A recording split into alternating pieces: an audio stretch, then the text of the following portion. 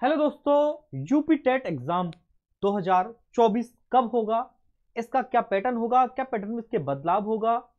ठीक है, इन सभी बिंदु पर आज हम बात करेंगे कि आयोग का गठन हो चुका है या नहीं हो चुका है, कब तक आयोग का गठन हो जाएगा और यूपी टेट 2024 जो है वो कब तक आएगा।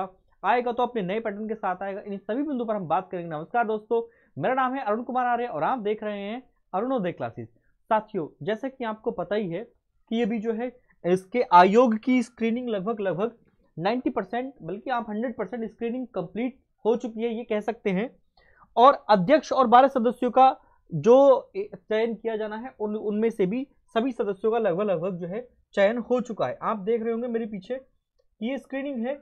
गठन की प्रक्रिया अंतिम दौर में है। आयोग में अध्यक्ष और 12 सदस्यीय पदों के लिए 900 से अधिक आवेदन शासन को मिले हैं और 15 जनवरी तक आवेदनों की स्क्रीनिंग पूरी भी कर ली है और अंतिम नामों को मुख्यमंत्री की ओर से फाइनल किया जाना है। बस इसके लिए शासन स्तर पर गठित सर्च कमेटी ने भी प्रक्रिया पूरी कर ली है।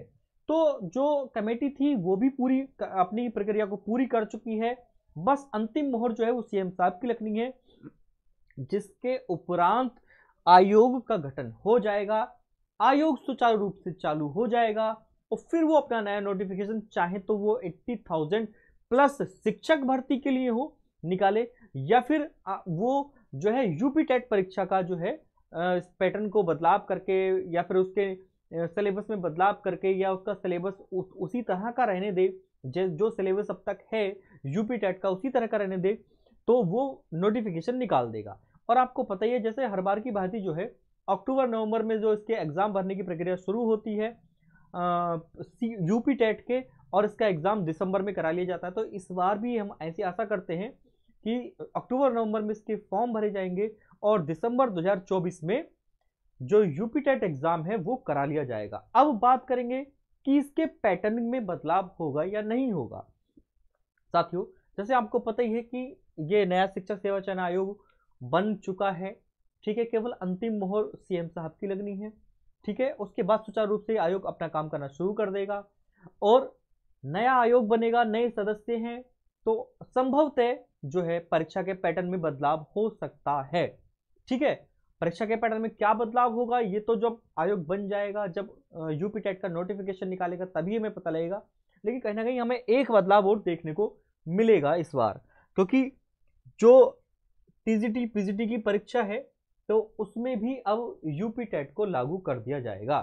किसके अकॉर्डिंग, किसके अनुरूप? राष्ट्रीय अध्यापक शिक्षा परिषद यानी कि एनसीटीई के अनुरूप ही अब जो है टीजीटी पीजीटी का एग्जाम होगा। सीटीईटी के नियमों में बड़ा बदलाव देखने को मिल सकता है। राष्ट्रीय अध्यापक शिक्षा परिषद यानी कि एनसीटीई बहुत जल्द कक्षा 9वीं से 12वीं स्तर के शिक्षकों की पात्रता के लिए सी टेट शुरू कर सकता है। ठीक है साथियों, आने वाले समय में केंद्रीय शिक्षक पात्रता परीक्षा यानी कि सी टेट जो है उसके नियमों में बड़ा बदलाव देखने को मिल सकता है।